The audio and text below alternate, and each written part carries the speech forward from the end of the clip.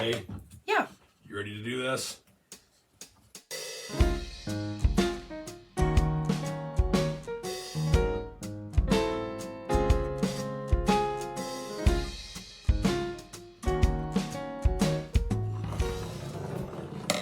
Holy smokes, I can see where one of my lines was.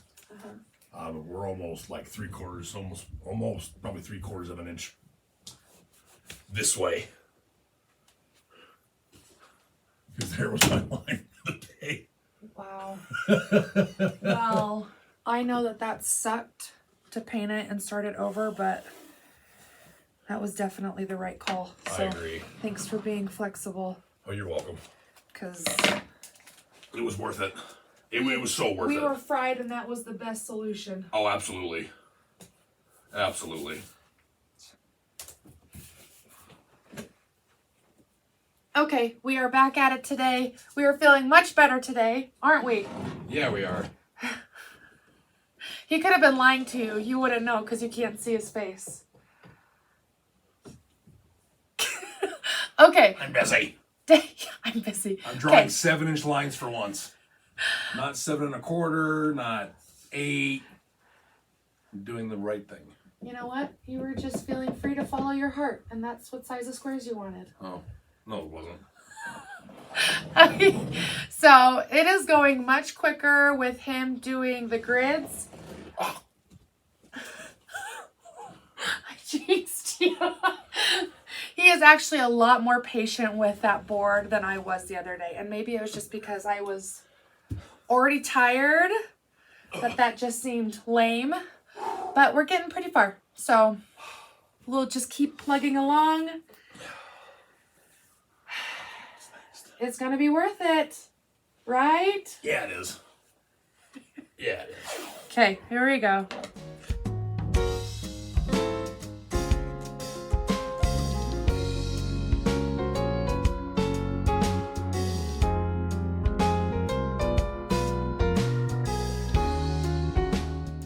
Using the level is actually quite nice. Better than the board. Oh, because you do more. Yeah. I mean, they're close to the same length, but Come still. on, Dave. I get another foot, another square and change. Yeah. Done it once. So once you get them started, using this works really well.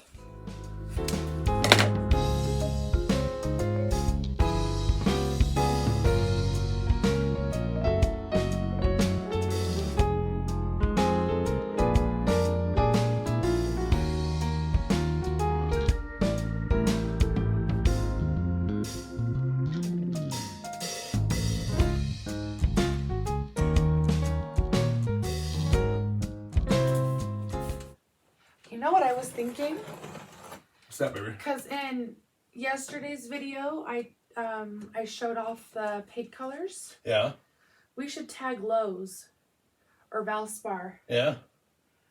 and maybe they'll send me a prize Maybe. because they feel pity for us. No, there's no shame in that. The Lowe's CEO can be like, here's our charitable donation. There's this girl that picked a stupid project, so we gave her a can of paint for free. Exactly. There's no shame in that. That'd be funny. Maybe we'll try it and see what happens. That's really funny.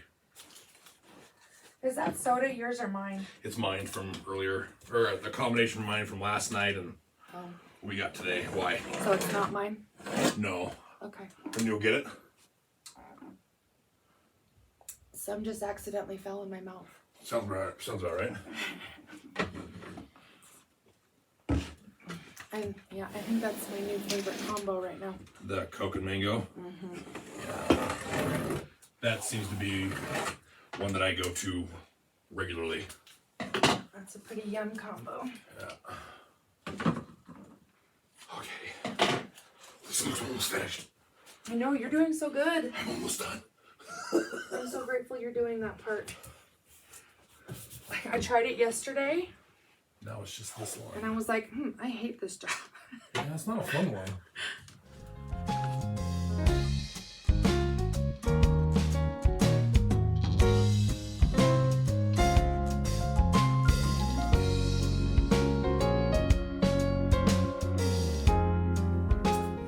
So here's the debate we're having currently.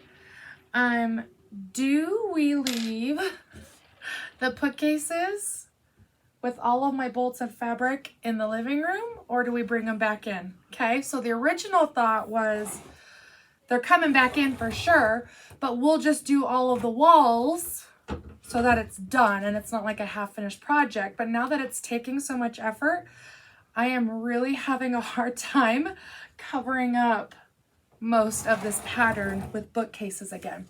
So we do have an idea for my personal buckets by the design wall, and the bookcases won't be oh gosh, the bookcases won't be going back over there, but we're kind of contemplating not bringing the bolts back in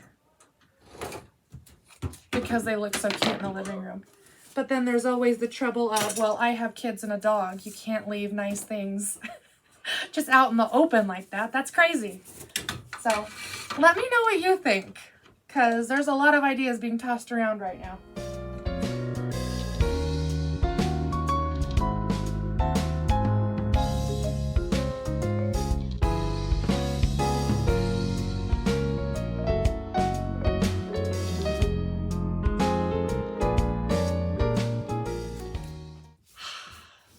Well, hi, Daisy.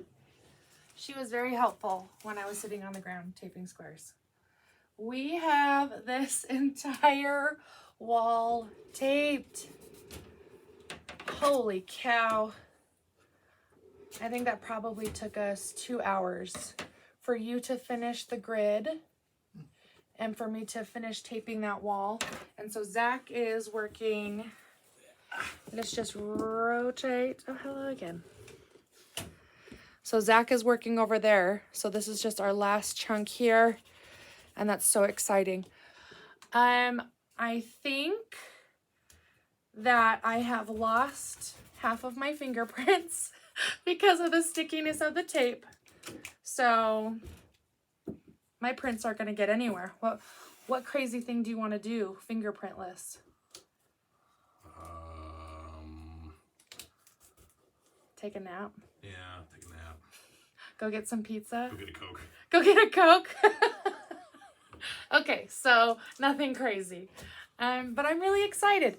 So the next step for these squares is we're going to get the paintbrush and the white paint again. And I'm actually just going to paint all around these edges. The tape says that it'll seal and so that it's a crisp line, but I don't think that's happening.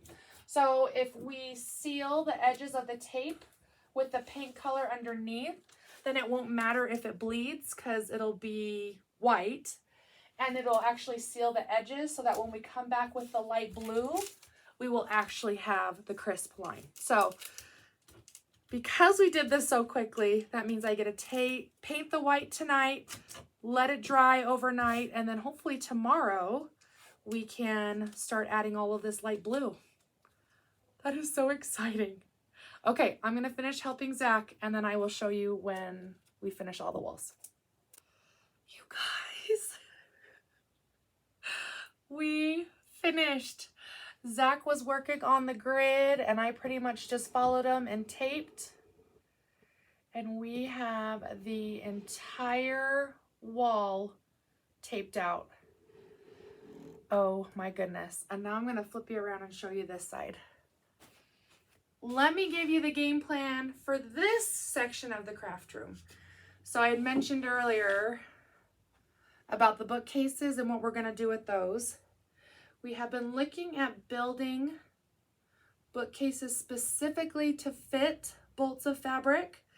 That was just gonna be like down the road, but we're heavily considering doing those sooner so that we can still see the pattern on the walls. But it will be great because then I could store bolts 3 bolts high instead of just 2 because of the way that these bookcases work out. So there are the conversations that we had while taping. Previous, we had both of my bookcases here with all of the personal stash. And then here we just had the quilt ladder. This is my game plan here. I would love to put floating shelves all the way down this wall and then have that be for all of my clear buckets of fabric. I think it would be really cute, and I actually really like having that in the videos. I just think it's a cute visual, and we're quilting. Why not show off the fabric, right? And then over here, I would like to have a ironing station. So I'm contemplating maybe getting some cabinets at Lowe's, just the bare cabinets, you know, well, they're not so cheap anymore, but getting some cabinets for here, putting a nice top on it, and then making this an ironing table instead of the ironing board that I'm working with now. So I think it'll be a better use of this space, especially if all of my fabric is up. And then the girls and I have decided that our goal is to find something cute to at least cover the circuit breaker, so that you don't see it as obviously as you do. So that's the goal. But if we just have ironing here, then that means this can be decorated. So the girls are actually really excited to help me do that. But there's kind of the game plan. So squares are taped. Hallelujah. I'm going to get the paintbrush, and now I'm going to go around all of them with the white paint tonight so it can dry. And then tomorrow we can paint the light blue. This was the hard part. This was for sure the very time consuming part. So now that it's done, this is just going to it's a domino effect now. So to the upstairs. I'll go grab the paintbrush. Okay. So I had also the realization that after we paint all this blue and then we take the tape off, we will have the distinctive white squares. So instead of actually having to redraw the square for the dark blue, we could just tape and match up the seams for this one and tape a border all around, and that will actually give us a better square because then it'll match corner-wise with all of its neighbors better than if we were to just draw it. Did that make any sense?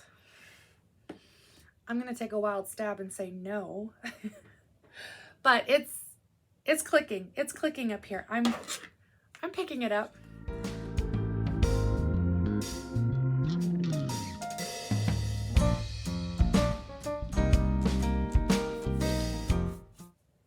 So this would probably be quicker if I did it with a little roller, which I do have a lot of. But because our texture down here is so funny, I'm trying to use the paintbrush to kind of get in underneath the tape, since this is supposed to be the barrier, right?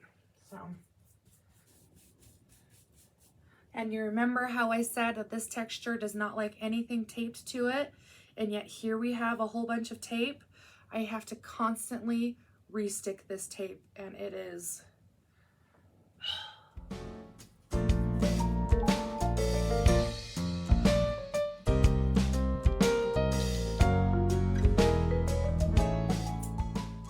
this is curling and rippling really bad. So I'm glad that we're doing this kind of like edging coat to help it with bleeding, because I think that would have been a mess. But I hope that this works.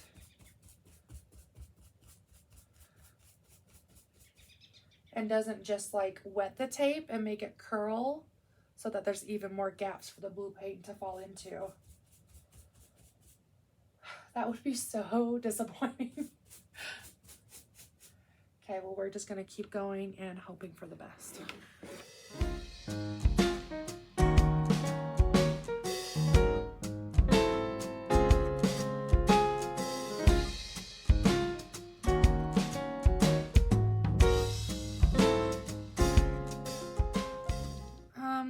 I had something to say but then I forgot because I saw, right this.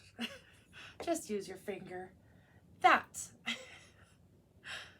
I have this tree bush thing.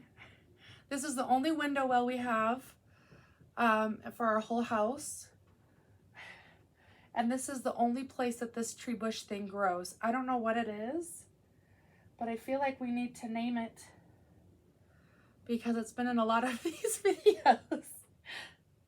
I have tried to rip it out. I have tried to kill it, but this thing loves to grow just like that through the side of the window well. So maybe it's just trying to keep me happy with some greenery down here in the basement. What should we name our little bush friend?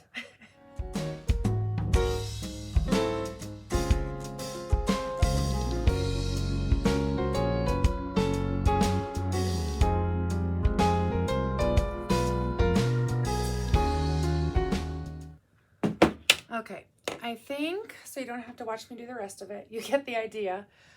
I think this is going to be the end of our video. So fingers crossed that putting this extra barrier around the edge of the tape works for the blue. It is actually really, really hard to paint over this grid, knowing how long Zach worked on it. So I would really hate to have to do it again somehow. So please send all of the good things our way so that this blue does not bleed under the tape, because I may just cry and I don't want to do that. So we will see you next time. Fingers crossed for the blue. Bye.